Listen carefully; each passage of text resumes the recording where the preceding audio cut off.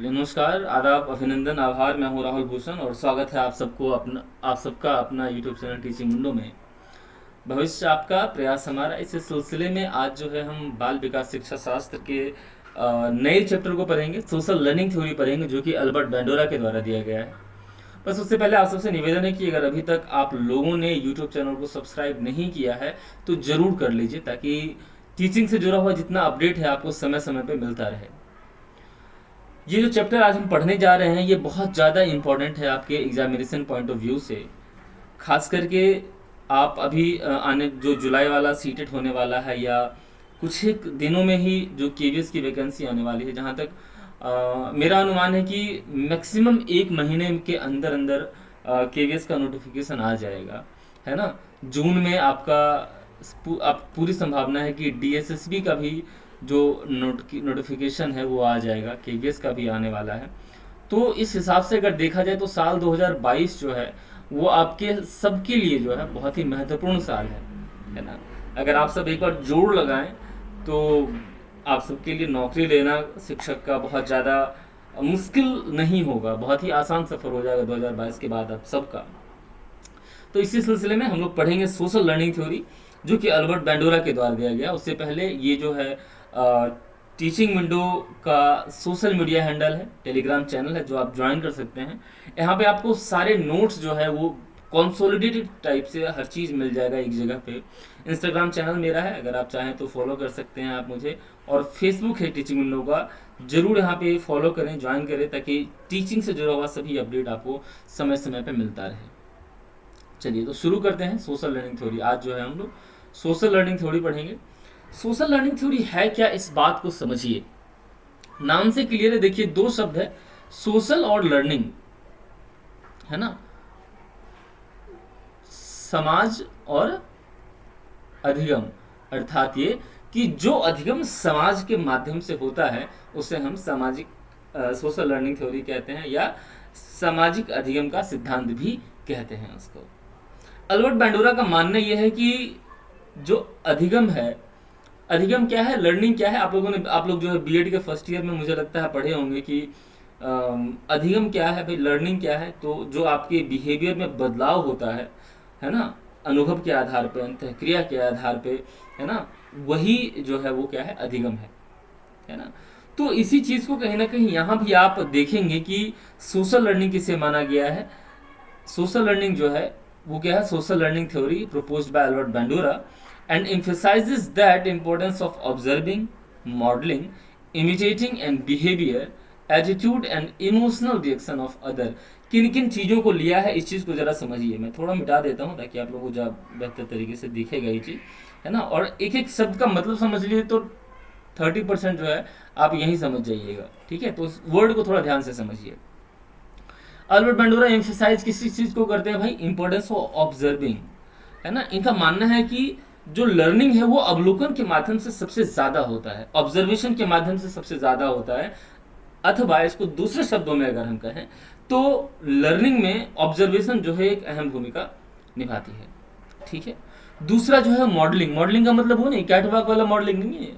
ये मॉडलिंग क्या है भाई, आपके जो रोल मॉडल है ना, होता है ना, रोल मॉडल आपके फादर हो सकते हैं, कोई महापुरुष हो सकते हैं, है ना, कोई फिल्म स्टार हो सकता है, कोई क्रिकेटर हो सकता है, कोई भी हो सकता है आपका रोल मॉडल, जिसके माध्यम से आप सीखते हैं, जिसको देखते हैं, जिसका अनुकरण करते हैं। मॉडलिंग से ये तात्पर्य है यहाँ पे। And imitating the behaviour. अब क्या होता है कि जब हम ऑब्जर्व करते हैं तो उसकी बिहेवियर, उसके हरकतों को बहुत ही बारीकी से हम ऑब्जर्व करते हैं और उसके अनुसार अपने व्यवहार में बदलाव लाते हैं, है ना, अपने एटीट्यूड में बदलाव लाते हैं, ठीक है। तो जो अधिगम है वो इन्हीं सोशल फैक्टर्स के माध्यम से होता है समाज में, जिसे कि हम कहते हैं सोशल लर्निंग थ्योरी। उम्मीद है ये बात आपको समझ में आ गया होगा। एक जो छोटा सा डेफिनेशन है और बहुत ही ज़्यादा कंसोलिडेटेड है, वो ये भी समझ सकते हैं कि इनका क्या मानना है भाई, कि इन्वायरमेंट और कॉग्निटिव फैक्टर जो है वो इन्फ्लुएंस करता है किसको, ह्यूमन लर्निंग को और बिहेवियर को, है ना। जो आपके चारों तरफ का एनवायरनमेंट है, आपका परिवेश है, और जितने भी कॉग्निटिव फैक्टर हैं, है ना, वो इन्फ्लुएंस किसको करते हैं, इंसान के अधिगम को और उसके व्यवहार को। इसको छोटे से उदाहरण से आप समझ सकते हैं, है ना। आपके इन्वायरमेंट में जैसे लोग होंगे, आपके जैसे दोस्त होंगे, है ना, आपके दोस्त के व्यवहार का जो परिणाम है आपके कैरेक्टर पे भी दिखेगा, है ना। ऐसा ऐसा कहते हैं ना, अच्छे संगति में रहा करो, है ना, ताकि क्यों कहते हैं ऐसा लोग? माँ बाप को कहते हुए कई बार आपने सुना होगा, मम्मी पापा कहते हैं कि अच्छे दोस्त बनाया करो, अच्छे लोगों के साथ रहा करो, क्योंकि वो ये जानते हैं कि हाँ, अगर आप अच्छे लोगों के साथ रहोगे तो आपके ऊपर उसका अच्छा प्रभाव पड़ेगा, अगर आप बुरे लोगों के साथ रहोगे तो उसका आप पे बुरा प्रभाव पड़ेगा, है ना। तो कहीं ना कहीं आपका जो परिवेश है और आपका जो कॉग्निटिव फैक्टर है वो बहुत ज़्यादा इन्फ्लुएंस करता है आपके लर्निंग को और आपके बिहेवियर को। यही बात मानते हैं कौन? Albert Bandura. अब इनका जो सोशल लर्निंग थ्योरी है उसका आधार क्या है? एक एक्सपेरिमेंट उसका आधार है, जिसको हम क्या कहते हैं? बोबोडॉल एक्सपेरिमेंट कहते हैं, है ना। इन्होंने जो एक्सपेरिमेंट किया है एक गुड्डे पे किया है, एक टेडी बियर टाइप का जो गुड्डा था उस पे किया है इन्होंने। और जाहिर है इस बारे में देखिए हम पहले भी बात कर चुके हैं कि according to Bandura learning occurs through observation and interaction. जो अधिगम है वो किसके माध्यम से होता है? अवलोकन के माध्यम से और अंतःक्रिया के माध्यम से होता है। क्या? आपका सोशल लर्निंग, है ना। People learn by watching others and then imitating this factor. इसको देखिए आप अपने घर के आसपास देख सकते हैं, आप अपने आप पे देख सकते हैं, है ना। एग्जाम्पल दूं, मैं खाना बना लेता हूँ, थोड़ा बहुत खाने लायक बना लेता हूँ और खिला सकता हूँ आपको, अगर कभी आप हमारे यहाँ तशरीफ लाएं तो, है ना। तो दरअसल अपना जो भारतीय समाज है एक मध्यम वर्गीय समाज है, और इस मध्यम वर्गीय समाज में लोग क्या करते हैं? कोई मास्टर शेफ का कोर्स करने 99% लोग नहीं जाते हैं, है ना। वो क्या करते हैं? घर में उन्होंने देखा मम्मी को कि पहले सब्जी बना रही है तो तेल डाल दिया कढ़ाई में, उसके बाद तेल डाला, उसके बाद जीरा डाल दिया, है ना। जीरा के बाद जो कटा हुआ सब्जी डाल दिया, मिर्च डाल दिया। इस तरीके से हम देखते आते हैं बचपन से, और हम उसको अवलोकन कर रहे होते हैं प्रत्यक्ष अथवा अप्रत्यक्ष तौर पे, और समझ जाते हैं, और उसको हम इम्प्लीमेंट जब करते हैं तो सीख जाते हैं, है ना। तो इसीलिए इनका मानना क्या है कि ऑब्जर्वेशन के माध्यम से और अंतःक्रिया के माध्यम से जो है आपका अधिगम होता है, आपकी लर्निंग होती है, ठीक है। अब इनका जो आधार है क्या है? एक एक्सपेरिमेंट है। कैसा एक्सपेरिमेंट है इस चीज को समझिए। बेंडूरा के शिक्षण सिद्धांत के अनुसार जो भी है अवलोकन और बातचीत के माध्यम से अधिगम होता है ना, नकल करके लोग सीखते हैं। अब हुआ क्या कि इनके प्रयोग में इन्होंने क्या किया कि कुछ बच्चों को 5 मिनट की एक फिल्म दिखाई इन्होंने, और उस फिल्म में क्या हो रहा है कि एक कमरे में बहुत सारे खिलौने रखे हुए हैं। उन खिलौने में एक बारबी डॉल भी है, बड़ा सा गुड्डा भी है, एक बड़ा सा टेडी बियर टाइप का कुछ है, और एक बालक कमरे में प्रवेश करता है और उस खिलौने पर अपना क्रोध प्रकट करता है, गुस्सा प्रकट करता है, मारता है, पीटता है, उठा के फेंक देता है, पटक देता है ना। मतलब खिलौने के प्रति आक्रामक हो जाता है। यहां तक का भाग सभी बालकों को दिखाया गया, जितने भी बेंडूरा के साथ लोग थे, यहां तक ये फिल्म दिखाई गई। उसके बाद उन्होंने क्या किया? उसके बाद बालकों को 3 समूह में बांट दिया, 3 ग्रुप में बांट दिया। पहले ग्रुप को क्या किया कि उसके आगे की फिल्म दिखाई, जिसमें उस बालक को क्रोध के लिए दंडित किया गया। उस फिल्म में उस बच्चे को उस खिलौने के प्रति क्रोध प्रकट करने के लिए दंडित किया गया, पनिशमेंट दिया गया, है ना। पहला एंड तो ये हो गया। कहानी का दूसरा एंड दूसरे ग्रुप को दिखाया गया।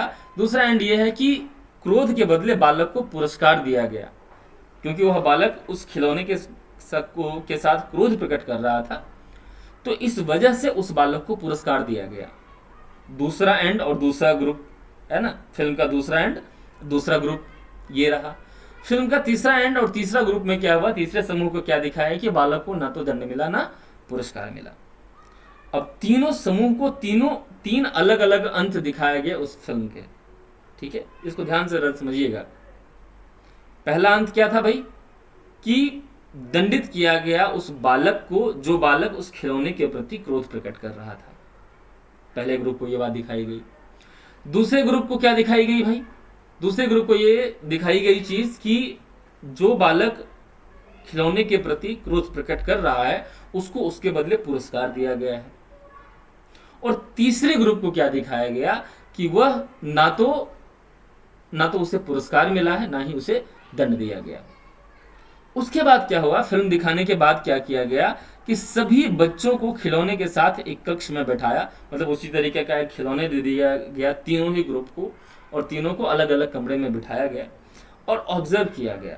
तो उन्होंने क्या देखा कि जिन बच्चों ने खिलौनों के प्रति आक्रामक व्यवहार के प्रति पुरस्कार वाली फिल्म देखी, उन बच्चों ने खिलौने के प्रति आक्रामकता दिखाई। ठीक है, उन बच्चों ने क्या किया, आक्रामकता दिखाई किसके प्रति, खिलौनों के प्रति। जिन बच्चों ने यह देखा कि फिल्म में बच्चे को क्रोध प्रकट करने के बदले पुरस्कार मिला है, और जिन्होंने दंडित करने वाली फिल्म देखी उन्हें कम आक्रामकता दिखाई। अब इसको एक रियल लाइफ एग्जांपल से समझिए। आप लोग जब एक बच्चे थे, क्लास 9th या 10th में पढ़ते थे, 7th में पढ़ते थे, क्लास में बहुत शोर हो रहा होता था, एक टीचर आते थे, एक को पीट देते थे। सिर्फ एक के पिट जाने से सारे बच्चे खामोश हो जाते थे, एकदम पूरे क्लास में पिन ड्रॉप साइलेंस हो जाता था, होता था ना। अब उससे क्या पता चलता है, एक बच्चे के साथ जो व्यवहार किया गया, बाकी सारे बच्चे ये समझ गए कि अगर दोबारा हमें ऐसा करते हुए पाया गया तो शिक्षक जो है वो हमें भी पीटेंगे, हमें भी मारेंगे, हमारी भी पिटाई हो जाएगी। इस वजह से क्या देखा गया कि सबके व्यवहार में अचानक से बदलाव हो गया, है ना। देखिए उसका कुछ जो इमेज है वो आप देख सकते हैं, है ना, इमेज देख सकते हैं कि किस प्रकार से ये फिल्म दिखाई गई, है ना, ये फिल्म दिखाई गई बच्चों को, और उसके बाद बच्चों की जो प्रतिक्रिया है वो ये देखिए आप, है ना। उस बच्चों को जो है अलग अलग कमरे में खिलौने के साथ जब बंद कर दिया गया, तो उसके बाद जो बच्चों की प्रतिक्रिया है फिर उस खिलौने के साथ, वो आप यहाँ से देख सकते हैं। ये एक्चुअल फुटेज है एक्सपेरिमेंट का, है ना, तो यहाँ से आप ये चीज़ देख सकते हैं। ठीक है, अब देखिए इस एक्सपेरिमेंट के आधार पे 3 पॉइंट जो है, बहुत ही मुख्य पॉइंट जो है वो निकल कर आया। एक शब्द है यहाँ पे, क्या, विकेरियस। इसके 3 संदर्भ बने अलग अलग, क्या क्या, विकेरियस रीइंफोर्समेंट, है ना, रीइंफोर्समेंट, विकेरियस पनिशमेंट, है ना, और विकेरियस लर्निंग। ठीक है, विकेरियस रीइंफोर्समेंट, विकेरियस पनिशमेंट और विकेरियस लर्निंग, ये तीनों चीज होता क्या है, ये चीज को समझिए। विकेरियस रीइंफोर्समेंट क्या होता है, एक ऐसा प्रोसेस है जिसके माध्यम से क्या होता है कि बच्चा दूसरे के गतिविधि को देखकर उसको ऑब्जर्व करके, उसका अवलोकन करके अपने बिहेवियर में बदलाव लाता है। उसको हम क्या कहते हैं, विकेरियस रीइंफोर्समेंट, है ना। और कहने का मतलब यह है कि बच्चा इमिटेट करता है ना। उदाहरण के लिए इसको और अच्छे तरीके रीइंफोर्समेंट को, हालांकि रीइंफोर्समेंट 2 तरह का होता है, पॉजिटिव रीइंफोर्समेंट होता है और नेगेटिव रीइंफोर्समेंट होता है। लेकिन एक बार के लिए रीइंफोर्समेंट को एक रिवार्ड वर्ड इसके लिए हम आपको दे देते हैं, ताकि आपको समझने में ज़्यादा आसानी हो। अब इस चीज़ को समझिए, या फिर चलिए पॉजिटिव नेगेटिव दोनों को ही समझ लीजिए, है ना। एक पॉजिटिव रीइंफोर्समेंट हो गया, एक नेगेटिव रीइंफोर्समेंट हो गया। अब क्या हुआ कि क्लास में कई सारे बच्चे हैं, शिक्षक पढ़ा रहे हैं, शिक्षक ने एक सवाल पूछा, बच्चे ने जवाब दिया, शिक्षक ने उसे शाबाशी दी, उसे एक टॉफी भी दिया। दूसरे बच्चों ने क्या किया, उस चीज को ऑब्जर्व किया, है ना, कि उस बच्चे को सही जवाब देने के लिए चॉकलेट मिला है या शाबाशी मिली है, तो अगर मैं ऐसा करूंगा या मैं ऐसा करूंगी तो मुझे भी ऐसा मिलेगा। ये तो पॉजिटिव रीइंफोर्समेंट हो गया, है ना। मतलब बच्चे जो है प्रोत्साहित होते हैं काम करने के लिए। इसका दूसरा पहलू क्या है, ये चीज समझिए कि एक बच्चा जो है बहुत शरारत कर रहा है, बदमाशी कर रहा है, तो शिक्षक ने क्या किया, पूरी क्लास में उसको डांट दिया, बेइज्जती कर दी। उसे देखकर भी बाकी सारे बच्चों में क्या हुआ कि एक डर बन गया कि अगर मैं ऐसा करूंगा तो मेरे साथ भी ऐसा हो सकता है। अर्थात ये कि एक बच्चा जो है दूसरे के साथ हो रहे गतिविधि का अवलोकन करके खुद के बिहेवियर में बदलाव लाते हैं, है ना, जिसको कि हम क्या कहते हैं, विकेरियस रीइंफोर्समेंट। क्या क्लियर है यहाँ तक? पहली बात। दूसरा क्या है, विकेरियस पनिशमेंट, है ना। Vicarious punishment occurs when person avoid the behavior of someone who has been punished for the behavior। मैंने आपको निगेटिव रीइंफोर्समेंट में ही पनिशमेंट भी समझा दिया, है ना। दोनों एक चीज को समझ सकते हैं। पनिशमेंट क्या है, निगेटिव रीइंफोर्समेंट के अंदर भी इसको कंसिडर आप कर सकते हैं, ठीक है। हालांकि आप जब स्किनर को पढ़ रहे होंगे तो दोनों को अलग अलग पढ़ेंगे, है ना। नेगेटिव रीइंफोर्समेंट और पनिशमेंट को अलग अलग पढ़ेंगे। पनिशमेंट में भी आप दो पार्ट पढ़ेंगे, positive punishment, negative punishment. Reinforcement में भी दो चीज पढ़ेंगे आप, पॉजिटिव रीइंफोर्समेंट, नेगेटिव रीइंफोर्समेंट। लेकिन आप हम क्या देखते हैं कि नेगेटिव रीइंफोर्समेंट जो है वो नेगेटिव पनिशमेंट के समानांतर होता है, ऑलमोस्ट इक्वल होता है। जो थोड़ा बहुत डिफरेंस है वो मैं आपको समझा दूंगा स्किनर को पढ़ाने वक्त, है ना। ये बात है। तो रीइंफोर्समेंट आपको समझ गया। अब पनिशमेंट में भी वही है ना, जो निगेटिव रीइंफोर्समेंट में मैंने आपको बताया कि निगेटिव रीइंफोर्समेंट क्या होता है कि जब किसी को पनिश्ड होते हुए देखकर एक बच्चा जो है क्या करता है, डर के मारे या इस डर से कि अगर मैं ऐसा करूंगा तो मुझे भी पनिशमेंट मिलेगा, वो ऐसा गलती कुछ भी नहीं करता है, ठीक है। और तीसरा जो है वो है लर्निंग। लर्निंग क्या है, विकेरियस लर्निंग क्या है, is a way of learning that allow individual to learn from experience of other. Learning क्या, कि दूसरे के अनुभव से सीखना, इसको हम क्या कहते हैं, विकेरियस लर्निंग कहते हैं, ठीक है। तो तीन टर्म आया, तीनों टर्म को एक ही उदाहरण से हम समझेंगे, ठीक है। रीइंफोर्समेंट वाला उदाहरण आपको पता है कि एक बच्चे ने देख लिया कि अच्छा उसको सही जवाब देने के लिए शाबाशी मिली, है ना, प्राइज मिला, तो बच्चा जो है उसके अकॉर्डिंग अपने बिहेवियर में बदलाव लाएगा और आने वाले कल में वो बेहतर करने की कोशिश करेगा, ठीक है। पनिशमेंट भी आपको समझ में आ गया है कि कोई बच्चा जो है अगर किसी गलत गतिविधि में शामिल है और उस वजह से उसे पनिशमेंट मिला है, तो उसके पनिशमेंट को देखकर बाकी के जो बच्चे हैं वो अपने अंदर बदलाव लाएंगे ताकि उन्हें पनिशमेंट नहीं मिले, उसके इस तरह का किसी भी तरह का सामना नहीं करना पड़े। विकेरियस लर्निंग, विकेरियस लर्निंग एक उदाहरण के माध्यम से और समझिए इसको। आप देखे होंगे ना कि कोई जमीन है, कोई फर्श है जो बहुत गीला है, बहुत चिकना है, और आपने किसी को फिसल के गिरते हुए वहां पे देख लिया, है ना। अब आपने ये देख लिया कि उसके वो फिसल चुका है इस जमीन पे और गिर चुका है ना। तो अब आप जब चलेंगे तो बहुत ही सहजता के साथ चलेंगे, बहुत ही आराम से, बहुत ही सजग होकर चलेंगे, ताकि आप जो है ना गिरे उस पर। बहुत ही मतलब अपना पैर जो है धीरे धीरे रखेंगे जमीन पे, ताकि जो है उस जगह को आप आराम से पार कर जाएं। तो यहाँ पे क्या होता है कि हम दूसरे के लर्निंग से, दूसरे के एक्सपीरियंसेस लर्न कर रहे होते हैं, है ना। दूसरे के अनुभव से हम सीख रहे होते हैं, उसे ही हम क्या कहते हैं, विकेरियस लर्निंग कहते हैं। क्लियर है? चलिए, अब जो है बेंडूरा ने क्या माना है कि रेसिप्रोकल डिटर्मिनिज्म जो है ना, पारस्परिक नियतिवाद क्या है ना, ये कॉन्सेप्ट जो है माना है, reciprocal determinism is a central concept of Albert Bandura of social learning. Social learning theory के का जो है एक सेंट्रल कॉन्सेप्ट माना है अल्बर्ट बेंडूरा ने इसको। अब समझिए कि होता क्या है ये जो रेसिप्रोकल डिटर्मिनिज्म है वो होता क्या है, पारस्परिक नियतिवाद होता क्या है, इस चीज को समझ लीजिए। देखिए नाम से ही क्लियर है, पारस्परिक नियतिवाद है ना, या रेसिप्रोकल डिटर्मिनिज्म। तो इससे पहले जो हमने थ्योरी देखा, हमने क्या देखा कि आपके बिहेवियर में जो बदलाव आता है, ह्यूमन के बिहेवियर में जो बदलाव आता है, वो किसके किसके माध्यम से आ रहा है भाई, तो कॉग्निटिव फैक्टर के माध्यम से आ रहा है, इंटरेक्शन के माध्यम से आ रहा है, सोशल इंटरेक्शन के माध्यम से आ रहा है, और इन्वायरमेंट के माध्यम से हो रहा है ना। तो ये सारे फैक्टर जो हैं इनके माध्यम से आपके बिहेवियर में बदलाव हो रहा है, ठीक है। यहां तक कोई क्लियर दिक्कत है?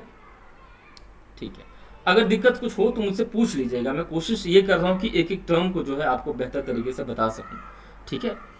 तो इनका क्या मानना है कि बिहेवियर, पर्सनल और इन्वायरमेंटल, इन तीनों का एक दूसरे पे प्रभाव पड़ता है। मतलब बिहेवियर का इन्वायरमेंट पे, इन्वायरमेंट का बिहेवियर पे, इन्वायरमेंट का पर्सनल पे, पर्सनल का इन्वायरमेंट पे, पर्सनल का बिहेवियर पे, बिहेवियर का पर्सन पे जो है प्रभाव पड़ता है, एक दूसरे को प्रभावित करते हैं। यही आपका क्या है भाई, रेसिप्रोकल डिटरमिनिज्म थ्योरी, या आप इसको कह सकते हैं पारस्परिक नियतिवाद का सिद्धांत, या पारस्परिक नियतिवाद भी आप इसे कह सकते हैं, है ना। अब इसको एक उदाहरण के माध्यम से समझिए। कॉलेज के फर्स्ट ईयर को याद कीजिए। आप सभी कॉलेज में होंगे, जाहिर है, अगर बीएड कर रहे हैं तो, या बीए या बीएससी जो भी आपने कर रखा है, उसमें कॉलेज में जब होंगे तो आप इस चीज को समझिए कि हम जब कॉलेज के फर्स्ट ईयर में पहुंचते हैं तो हर कोई एक दूसरे से अनजान होता है, लेकिन धीरे धीरे क्या होता है कि ग्रुपिज्म स्टार्ट हो जाता है।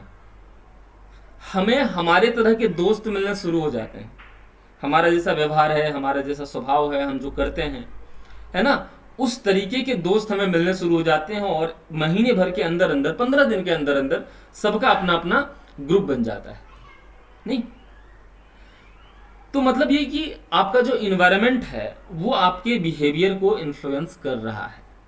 ठीक उसी प्रकार से आपका बिहेवियर जो है वो भी आपके इन्वायरमेंट को इन्फ्लुएंस करता है। किस प्रकार से, ये समझिए। पहली बात तो ये कि जैसे हमारा व्यवहार होता है वैसे ही हमारे इन्वायरमेंट में, हमारे आसपास में, हमारे परिवेश में हमें लोग मिलते हैं, हमें हमारे दोस्त मिलते हैं। दूसरी बात, आप ये उदाहरण मैंने पहले दिया कि देखते हुए कि मम्मी पापा हमें कहते हुए नजर आते हैं कि अच्छे दोस्त बनाओ, अच्छे लोगों के साथ रहो, अच्छी संगति में रहो, है ना। क्यों? क्योंकि इन्वायरमेंट का आपके व्यवहार पे बहुत बड़ा फर्क पड़ता है। आप अपने आप में ये ऑब्जर्व कीजिएगा कि आपके दोस्तों का, आपके मित्रजनों का जो व्यवहार है उसका प्रभाव जो है, या आपके आसपास जो लोग हैं उनके जीवन का प्रभाव आपके जीवन में पड़ता है। कई सारी चीजें आप बात बात में उनसे सीख जाते हैं, प्रत्यक्ष अथवा अप्रत्यक्ष तौर पर, है ना। और ठीक उसी प्रकार से बिहेवियर का पर्सन पे और पर्सन का जो है एनवायरनमेंट पे प्रभाव पड़ता है। तीनों ही जो है एक दूसरे पे प्रभावित करते हैं, तीनों ही एक दूसरे को प्रभावित करते हैं। यही आपका क्या है, पारस्परिक नियतिवाद या डिटरमिनिज्म, इसको आप कहते हैं रेसिप्रोकल डिटरमिनिज्म कहते हैं। ठीक है, अब इस बात को समझिए जो बहुत महत्वपूर्ण है, प्रोसेस ऑफ लर्निंग बाय बेंडुरा। बेंडुरा ने क्या माना है कि प्रोसेस ऑफ लर्निंग होती कैसे है ना, जो लर्निंग की प्रक्रिया क्या है, प्रोसेस क्या है, इस बात को जो है बेंडुरा ने बताने का काम किया है। ठीक है, तो सोशल लर्निंग थ्योरी में क्या बताया उन्होंने कि कुछ चरण हैं जो एक के बाद दूसरा आता है। आप ऐसा नहीं कीजिएगा कि इसको पहले लिख दीजिएगा इसको बाद में लिखिए, ऐसा नहीं कर सकते हैं। चारों एक क्रम में होगा। सबसे पहला इसका शर्त है। दूसरी इसकी शर्त क्या है कि एक ये जो है ऑनगोइंग प्रोसेस है, चलता रहता है, चलता रहता है, चलता रहता है ना। और ये चीजें चलती जब तक रहेगी तब तक आपकी लर्निंग होती रहेगी। जैसे पहला आपका है अटेंशन। अब अटेंशन का मतलब क्या है, किसी चीज को ध्यान से देखना, है ना। पहले बहुत सरल शब्दों में समझाता हूं, फिर इस प्रोसेस को बताऊंगा, है ना। स्टिमुलाई फोकस, देखो मैंने यहाँ पे लिखा हुआ भी है ना। अटेंशन मतलब किसी चीज को बहुत ध्यान से देखना। रिटेंशन का मतलब क्या हो गया, उसको याद कर लेना, है ना। जो चीज भी आपने देखा उसको आपने याद कर लिया। उसके बाद क्या हुआ, मोटर रिप्रोडक्शन, मतलब ये कि जो चीज आपने देखा, जिससे आपने याद किया, उसको आप अपने जीवन में इंप्लीमेंट कर रहे हैं या उसको अपने एक्शन में ला रहे हैं, अपने काम में ला रहे हैं, है ना।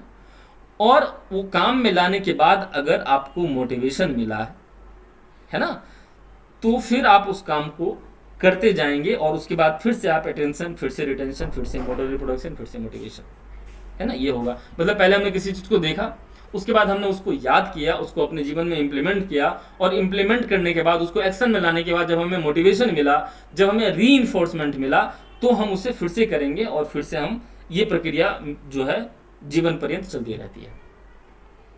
अब आप एक जो सबसे महत्वपूर्ण बात है उस चीज को समझिए। लर्निंग, ये जब चारों चीजें हो जाती है तब आपकी लर्निंग होती है, तब आपका अधिगम होता है। अब कल्पना कीजिए कि आपने देखा लेकिन उसको याद नहीं किया, याद नहीं किया, ये जो है सीरीज आपका यहीं पे ब्रेक हो गया। अब क्या है कि लर्निंग नहीं होगी, या फिर आपने उसे देखा, आपने उसे याद किया, आपने उसे इम्प्लीमेंट भी कर लिया, लेकिन उस बात के लिए आपको मोटिवेशन नहीं मिला। मोटिवेशन नहीं मिला तो दोबारा आपको उस काम को करने को मन नहीं करेगा, है ना।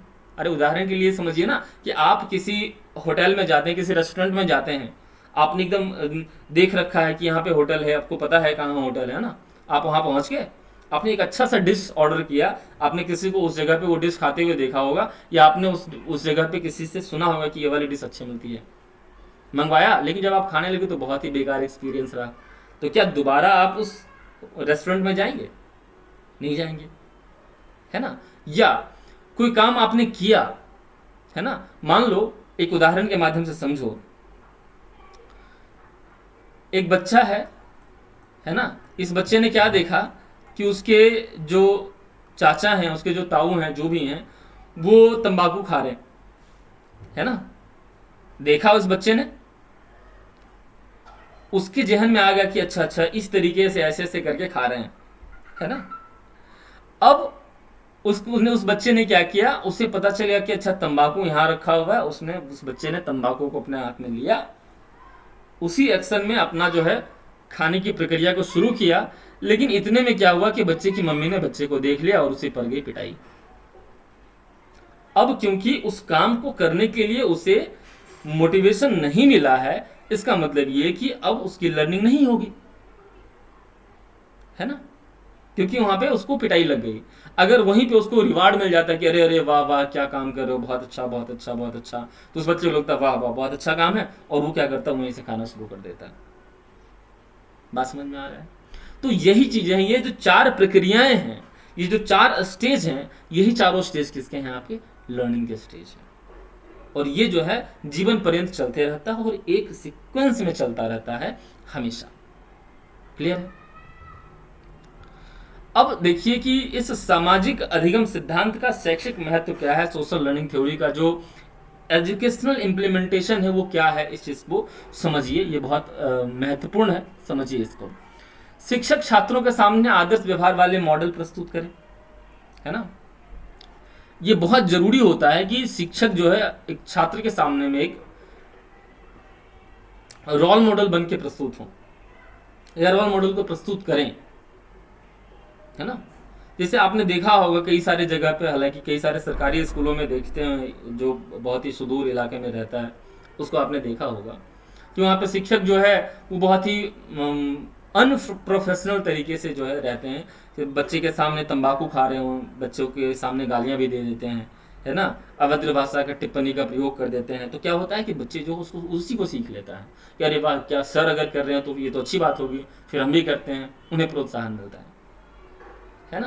तो यह बहुत जरूरी है कि एक शिक्षक को हमेशा चाहिए कि छात्रों के सामने जो है आदर्श व्यवहार वाले मॉडल को प्रस्तुत करें, बुरे व्यवहार को उपस्थित ना होने दें, क्योंकि बच्चा जो है क्या होता है कि अवलोकन के माध्यम से सीखता है, अंतःक्रिया के माध्यम से सीख जाता है। तो यह बहुत जरूरी है कि बच्चों के सामने जो है बुरा व्यवहार उपस्थित ना होने दें, है ना। स्वनियंत्रण की विधि अपनाएं, स्वनियंत्रण की विधि अपनाना बहुत जरूरी है एक शिक्षक के लिए बच्चों के सामने, क्योंकि बच्चा जो है उन्हीं को फॉलो करता है, उन्हीं का अनुकरण करता है, और उसी के माध्यम से जो है उसके कहीं ना कहीं चरित्र का विकास भी होता है। अगला क्या है कि शिक्षक विश्वास धारण करने वाले संदेश देकर वो अन्य व्यक्तियों की सफलता दिखाकर छात्रों में स्व प्रभावशीलता का विकास कर सकते हैं। कि अगर बच्चों को मोटिवेट किया जाए सही तरीके से, तो बच्चा जो है क्या कर सकता है कि बच्चा को मोटिवेट किया जाए अच्छे संदेश देकर, अच्छे महापुरुषों की कहानियां सुनाकर, मोटिवेशनल स्टोरी सुनाकर, है ना, तो उसका प्रभाव जो है बच्चे के सर्वांगीण विकास में बहुत ज़्यादा प्रभावशाली होगा। ठीक है, तो ये चारों चीज़ें जो है वो कहीं ना कहीं सामाजिक अधिगम सिद्धांत का शैक्षिक महत्व है ना। और last but not the list, है ना, ये आपका सोशल मीडिया हैंडल है, और यहाँ आप ज्वाइन कर सकते हैं, ये सारे नोट्स आपको यहाँ पे मिल जाएंगे, है ना। ये टेलीग्राम चैनल है, और इंस्टाग्राम हमारा ये है, और फेसबुक जो है टीचिंग विंडो का है, जिसको कि आप ज्वाइन कर सकते हैं। साथ ही अगर अभी तक आप लोगों ने यूट्यूब चैनल को सब्सक्राइब नहीं किया है तो ज़रूर कर लें, ताकि टीचिंग से जुड़ा हुआ जितना अपडेट है आपको समय समय पर मिलता रहे। मेरी बात कोई अगर समझ में नहीं आ रही हो तो मुझे ज़रूर बताएं, मुझसे ज़रूर पूछें, फीडबैक अपना कमेंट बॉक्स में ज़रूर दें, और अपने दोस्तों के साथ इस वीडियो को ज़रूर शेयर करें, ताकि उन्हें वो भी जो है इस वीडियो से लाभान्वित हो सकें। धन्यवाद।